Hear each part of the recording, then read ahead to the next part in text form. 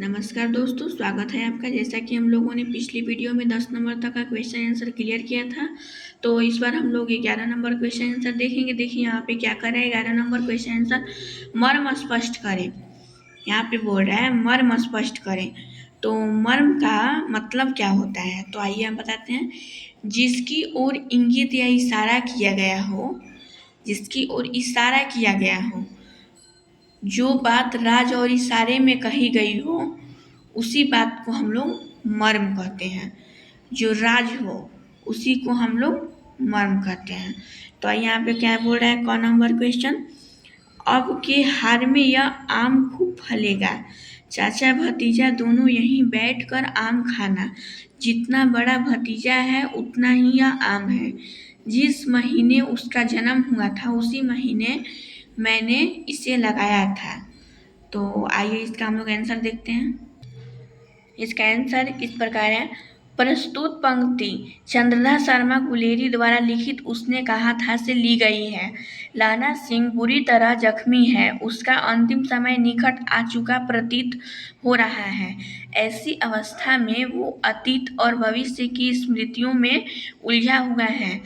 कभी इसे अतीत का घटना याद आती है तो कभी भविष्य की कल्पनाएं उसे झकझोर जाती है। ऐसे ही एक कल्पना करते हुए वह वजीरा सिंह से कहता है। तो देखिए, अंतिम समय आने पे हर एक घटना याद आती है, शुरू से अंत तक की, तो जो इनके साथ भी हो रही है। तो आइए यहाँ पे क्या बोल रहे हैं इन्होंने। वजीरा सिंह से कहा है कि इस बार आषाढ़ के महीने में यह आम खूब फलेगा, तुम और तुम्हारा भतीजा बैठकर खूब आम खाना। यह आम का पेड़ मैंने उसी महीने में लगाया था जिस महीने में तेरे भतीजे का जन्म हुआ था। यह आम का पेड़ तेरे भतीजे के बराबर है। जो बोल रहे हैं कि आम का जो पेड़ है वो उनके भतीजे का जो जन्म हुआ था उसी माह में उन्होंने लगाया था, तो उनके उम्र के बराबर का होगा। तो आइए हम लोग अगला देखते हैं। तो आइए यहाँ पे ख नंबर का क्वेश्चन देखिए क्या बोल रहा है। और अब घर जाओ तो कह देना कि मुझे जो उसने कहा था वह मैंने कर दिया। तो आइए इसका आंसर हम लोग देखते हैं। आंसर यहाँ पे प्रस्तुत पंक्ति चंद्र शर्मा गुलेरी द्वारा रचित उसने कहा था से लिया गया है। सूबेदारनी ने लहना सिंह को एक दायित्व सौंपा था कि उसके पति और बेटे के प्राणों की रक्षा करना। लहना सिंह ने उन दोनों की जान बचाकर उसे पूरा किया। उसने घायल होने के बावजूद उन दोनों को गाड़ियों में भेज दिया और खुद वहीं रह गया। जब सूबेदार अपने बेटे के साथ जाने लगे तो लहना सिंह ने उनसे कहा कि जब घर जाओ तो सूबेदारनी से कह देना कि उसने मुझसे जो कहा था वह मैंने कर दिया। तो उन्होंने क्या कहा था कि मेरे पति और बेटे की प्राणों की रक्षा करना। तो उन्होंने बखूबी निभा दिया वो वादा। तो चलिए हम लोग यहाँ पे देखते हैं 13 नंबर का। यहाँ पे देखिए 12 नंबर क्या बोल रहा है। कहानी का शीर्षक उसने कहा था क्या सबसे सटीक शीर्षक है? अगर हाँ तो क्यों? या आप इसके दूसरा शीर्षक सुझाव चाहेंगे? अपना पक्ष रखें। तो इसमें सब लोग अपने अपने पक्ष को रख सकते हैं। सभी ने कहानी पढ़ा होगा तो इसका आप लोग कर लेंगे। चलिए हम 13 नंबर देखते हैं। उसने कहा था कहानी का केंद्रीय भाव क्या है, वर्णन करें। तो इसका आंसर हम लोग देखते हैं। तो इसका आंसर इस प्रकार है। उसने कहा था कहानी में लेखक ने लहना सिंह के निश्चल प्रेम को दर्शाया है। लहना सिंह ने उस लड़की से बचपन में कई बार एक ही बात पूछा, तेरी कुर्माई हो गई क्या? और लड़की धत कहकर दौड़कर भाग जाती थी। इससे यह साफ प्रतीत होता है कि लहना सिंह के दिल में उस लड़की के लिए प्रेम था और वह प्रेम निश्चल इसीलिए था क्योंकि लहना सिंह ने उस लड़की द्वारा दिए गए वचन को अपना वचन समझकर निभाया और अपना प्राण तक की आहुति दे दी। तो देखिए, जैसे कि इन्होंने इनका दिया हुआ वचन निभाया। तो इससे जाहिर होता है कि किसी अपने के लिए हम लोग ज़्यादा कुछ कर देते हैं। तो वहीं इन्होंने अपना समझकर सूबेदारनी जी को, जो अब सूबेदारनी हो चुकी थी, सूबेदारनी जी के लिए इतना सब कुछ किया। तो चलिए नेक्स्ट देखते हैं हम लोग। यहाँ पे देखिए 3 पार्ट का है। जयप्रकाश नारायण, इनका जन्म 11 अक्टूबर 1902 को हुआ था और निधन 8 अक्टूबर 1979 को हुआ था। और इनका जन्म स्थान सिताब दियारा गांव उत्तर प्रदेश के बलिया और बिहार के सारण जिले में था। तो आइए इनका क्वेश्चन आंसर हम लोग करते हैं, देखते हैं क्या है। कहानी है संपूर्ण क्रांति। पहला क्वेश्चन है, आंदोलन के नेतृत्व के संबंध में जयप्रकाश नारायण के क्या विचार थे? आंदोलन का नेतृत्व वे किस शर्त पर स्वीकार करते हैं? तो आइए इसका आंसर हम लोग देखते हैं। आंसर है, आंदोलन के नेतृत्व के संबंध में जयप्रकाश नारायण के विचार थे कि मुझे नाम के लिए नेता नहीं बनना।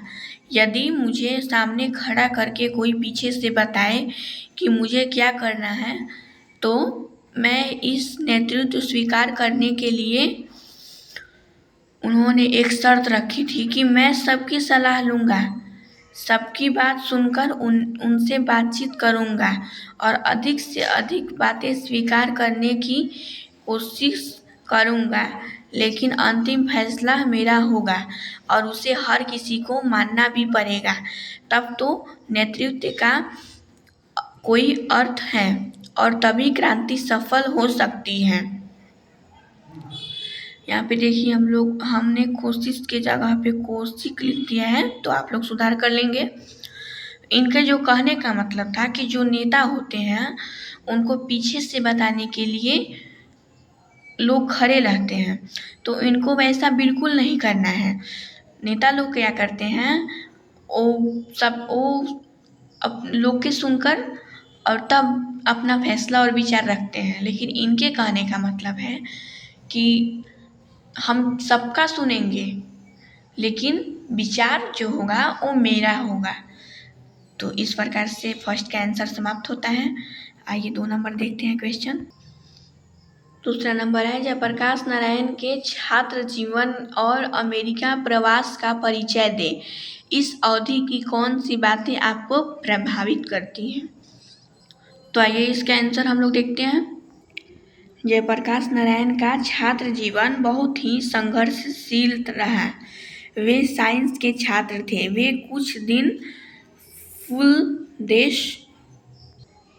दिन कुल बाबूदेव के साथ लेबोरेटरी में रहे। बिहार विद्यापीठ से वे IAC की परीक्षा पास किए। वे स्वामी सत्यदेव के भाषण सुने थे कि अमेरिका में मजदूरी करके लड़के पढ़ सकते हैं, तो वे अमेरिका गए। वहाँ वे बागानों से काम किए, कारखानों में काम किए, जहाँ जानवर मारे जाते हैं उन कारखानों में भी उन्होंने काम किया। जब छुट्टी मिलती थी तो काम करके इतना तो जरूर कमा लेते थे कि कुछ खाने के लिए वो इंतजाम हो जाता है। कुछ कपड़े भी खरीद लेते थे और कुछ पैसे फीस के लिए काम आते थे और बाकी हर दिन 1 घंटा रेस्तरां में, होटल में बर्तन धोने का या वेटर का काम करें ताकि शाम का भोजन मिल जाए। घर में एक चारपाई थी जिस पर जयप्रकाश जी और एक अमेरिकन लड़का रहता था। वे दोनों एक साथ एक ही रजाई में सोते थे। इतवार के दिन यानी रविवार के दिन या कुछ और टाइम में होटल के काम को छोड़ करके जूस साफ करने का भी काम करते थे। इस प्रकार इतनी संघर्ष और गरीबी से वे वहाँ BA पास किए। ये बात तो सही है कि मेहनत रंग लाती है। स्कॉलरशिप मिलने के बाद वे डिपार्टमेंट का असिस्टेंट बन गए और फिर ट्यूटोरियल क्लास लेने गए। ये तो सही है कि मेहनत कभी ना कभी रंग लाती ही है। तो इनका जीवन आप लोग देख सकते हैं कितना संघर्षशील था। तो इससे हम लोग को यही सीख मिलती है। तो हम लोग विद्यार्थी जीवन में कभी बैठे नहीं रहना चाहिए, कुछ ना कुछ करते जरूर रहना चाहिए। इतना तो जरूर ही करना चाहिए कि खुद के कमाई के बल से हम अपनी किताब, पेंसिल, कॉपी ये सब तो ले ही सकते हैं ना खुद के कमाई से, जैसा कि इन्होंने मेहनत किया। मेहनत ऐसे करें कि पेन लेना है तो पापा के पास जाकर ये नहीं बोले पापा मुझे 5 रुपये चाहिए, पेन लेना है। पापा तो देंगे ही, वो क्यों नहीं देंगे, लेकिन खुद इतना काबिल बनो कि हम वो पेन खुद ही खरीद लें। तो चलिए हम लोग देखते हैं 3 नंबर के क्वेश्चन आंसर। तीसरा नंबर क्वेश्चन है, जयप्रकाश नारायण कम्युनिस्ट पार्टी में क्यों नहीं शामिल हुए। जयप्रकाश नारायण जी थे, कम्युनिस्ट पार्टी में क्यों नहीं शामिल हुए। तो आइए इसके आंसर हम लोग देखते हैं। तो यहाँ पे है, जयप्रकाश नारायण कम्युनिस्ट पार्टी में इसलिए शामिल नहीं हुए क्योंकि उनका मानना था कि जो देश गुलाम है वहाँ के कम्युनिस्टों को अपने को आज़ादी की लड़ाई का नेतृत्व किसी भी वर्ग के हाथ में हो, यह विचार उन्होंने लेनिन से ग्रहण किया था। ये जो विचार थे उनको लेनिन से मिला था। तो आइए हम लोग अगला वीडियो देखते हैं। तो अगले वीडियो में हम लोग 4 नंबर का क्वेश्चन आंसर देखेंगे। तो आज के लिए इतना ही, धन्यवाद।